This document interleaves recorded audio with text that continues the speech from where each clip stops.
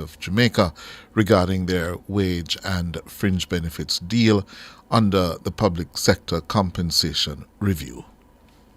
They are seeking to say that they are guaranteeing a 20% increase, but it will be spread over 3 years. Sufficing to say, it is the clearest that they have said to us that they are tying us to what they have signed to within the other public sector groups. Now, colleagues, simple put, what they have given us, it is what we have been grappling with, and we have been saying to them, it is not wise to take this to the members when in fact we are going to be worse off, and the anomalies that we have identified, it is there staring us in the face. You see, because we are not actuaries, the minister doesn't know who is behind the scene assisting us and guiding us. I am not going to sacrifice any member of the constabulary force before that I walk away, leave you, because I'm not sacrificing a soul. Those who wants to sell you after you are sacrificed. Chairman, and a point of order. Mr. Rowe, sit down. Chairman. Mr. Rowe, sit down. Chairman. Not into it. Chairman, point of order. Point of order. Mr. Rowe. Point of order. Mr. Rowe. Point of order. I am not going to go there. Point of order. Allow me to adjust the member. Point of order, Chairman. Mr. Rowe. Point of order. You are obliged to take my point of order. Let me hear. You are obliged to take my point of order. Let me hear you, Mr. Rowe. Why should I refer to the General Secretary? Let me hear your point of order, Mr. Rowe. Mr. Chairman. Colleagues, please. Let me hear Mr. Rowe. You are acknowledged. Even though you already prejudiced my point of order, Chairman, by telling me you don't want to hear from me. So I hope you can rule appropriately on this point of order, because you're obliged to take my point of order once I have raised and said point of order. You should stop speaking and allow me to speak. Those are the rules. Mr. Chairman. Mr. Rowe, you are no, Mr. Chairman. I will accede. You owe me an apology. I apologize, sir. The rules say that you have to hear from me. Yeah, man, I'm hearing from you, Mr. Rowe. All right. So, Mr. Chairman, what I'm saying to you, the point of order is. Yes. The point of order is, again, you made the point that the Minister of Finance wrote to you to say that they are guaranteeing that at minimum everybody will at least get a 20% increase on salary and nobody will be worse off. That is what you read. And then after you read it, you went into a statement to say that members will be worse off and to make statement against what is being proposed. And I'm saying to you, Chairman, it never in the history of the Police Federation since 1944 have the Federation dictated to member what the position is. We are at mandate, and the members... Mr. Chairman, allow me to finish my point of order. No, the members get the mandate, Mr. Rowe, and Mr. the Federation follow the mandate. I am cheering here, Mr. Rowe. So what do we make of that? A whole heap, Sir Cliff. A whole heap to take away from that. Yeah? Mm-hmm. First of all, this is... The chairman seems to be operating as if he's a despot. Had the member not insisted that his point of order be respected, he would have just unceremoniously told him to sit down. Yes. Mr. Rowe, sit down. He repeated that several times. At higher decibels. And listen, and quite frankly, these entities are funded by dues from members. Generally, that's the way they operate. A chairman talking to me like that, I wouldn't pay $1 more to them. Out of order. Absolutely out of order from the chairman to be talking to his members like that. And then the other issue to take away from that, the major issue I think, is it is not wise to take the offer to the members. Yeah. Is it a democratically run It's for the members to institution? decide. Exactly, which is the point the member was making. Yeah. So. And the country, Sir Cliff, and this is what people don't understand and too many people don't appreciate about these negotiations. Yes, and even when you're negotiating in the private sector, you don't go to the table and be unreasonable. And here it is that you hold up the government and the country. It's not just the government. This is not about PNP or JLP.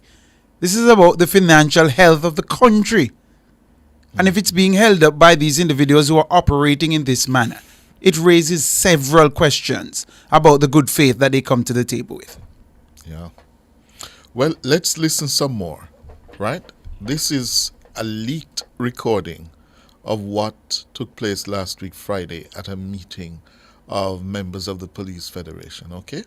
The chairman, Corporal Rowan James, stated that based on the information provided by the Ministry of Finance, he is unwilling to encourage his members to accept the offer. The government, which is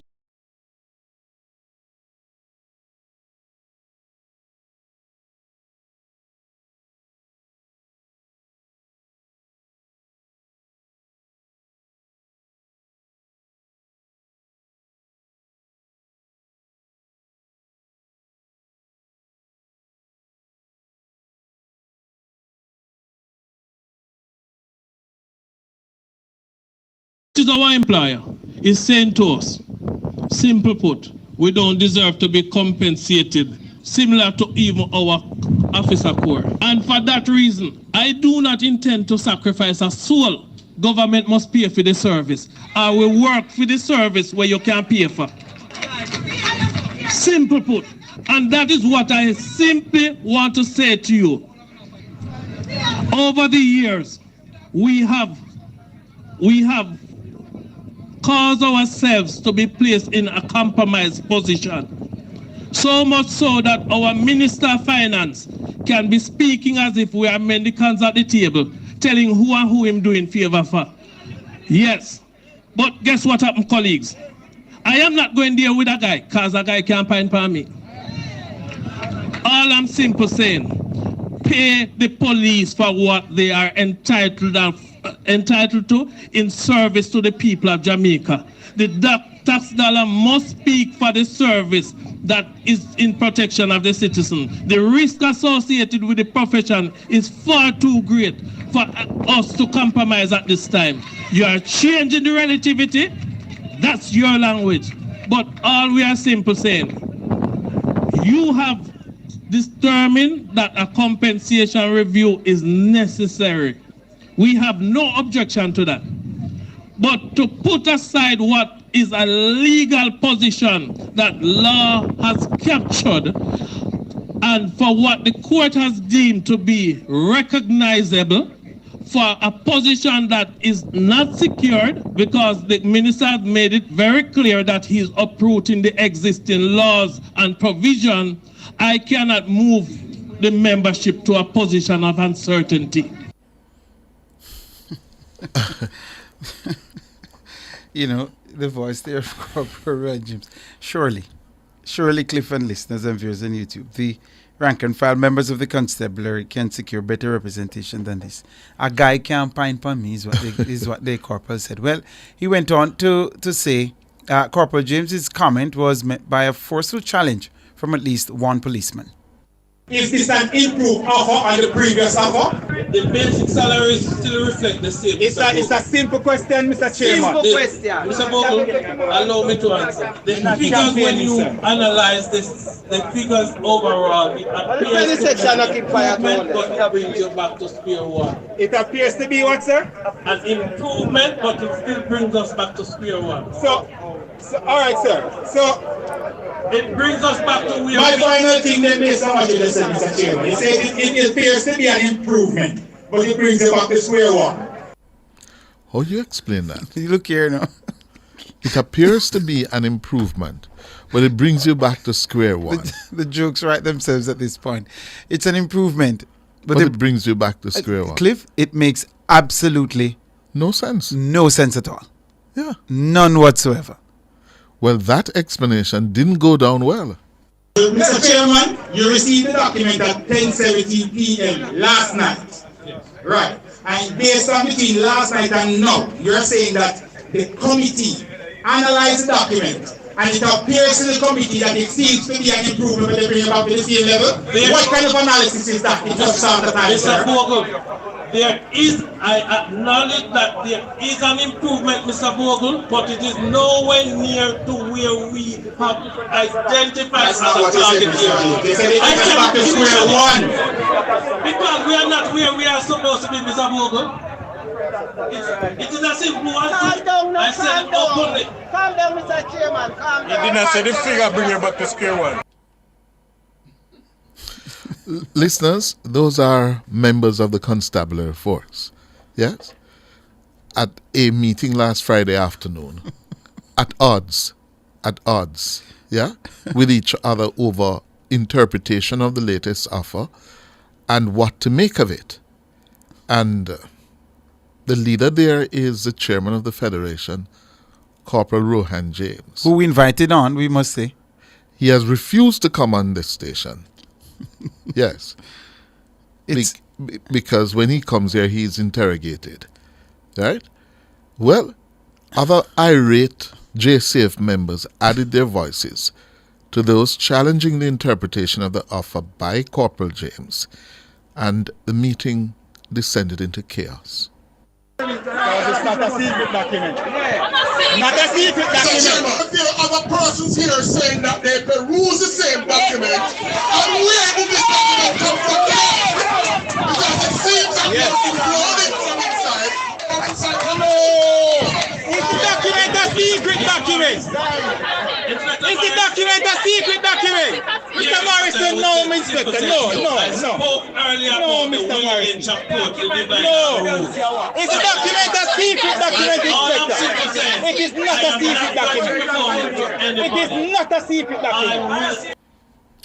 Police officers there, or members of the rank and file members rather of the Jamaica Constabulary Force, at a meeting of the Police Federation at Ellison Road. So you have the police, yes, at odds with each other. There's a sense you can pick up from the utterances that the leadership is not doing a pretty good job of sharing and of being open with the information. And determining that the members should apparently, this is what they're being accused of. And this is a very, very serious accusation, Sir Cliff and listeners. The accusation is that they are determining beforehand that the members should reject Yes. the offer without the members actually seeing the details of the offer. Yes. And this whole business of this argument is so inconsistent. It appears to be an improvement, but we are back at square one. Mm-hmm. How does one explain that? So that is the police. Now, earlier we heard from the teachers. They are having similar issues. Not too pleased with the leadership of the JTA. The either. JTA. You know, everything in this country is infected with politics. Politics. Yeah? And you can't help but feeling that there's more than a dose of heavy politics, underhanded politics at play here. And if you want to be very measured, Sir Cliff, and you ask yourself, what else could be at play here? Because this isn't the routine annual negotiations, is it? This is the reclassification exercise. Yes. Which is designed to bring the public sector workers up to a certain level of market rate. Isn't that the initial understanding of why the assessment was done? That's a strategic review, end goal. right? Yes. A part of the whole strategic review that was done. So, to not take what's being put on the table to your members, the tyranny of the minority, very few people who make up the leadership are basically trying to decide for the entire membership. Because if you heard from the teacher, as you mentioned earlier, that teacher is saying, up until today, we weren't really sure what was contained in that offer. How is that even remotely acceptable? So far into the process. So far into the process. It begs the question, what is the motivation? it begs the question. That I wouldn't put it any stronger than that. I mean, but it does beg the question. What is the motivation of those who lead these critical organizations in the country? What is their motivation? Yeah.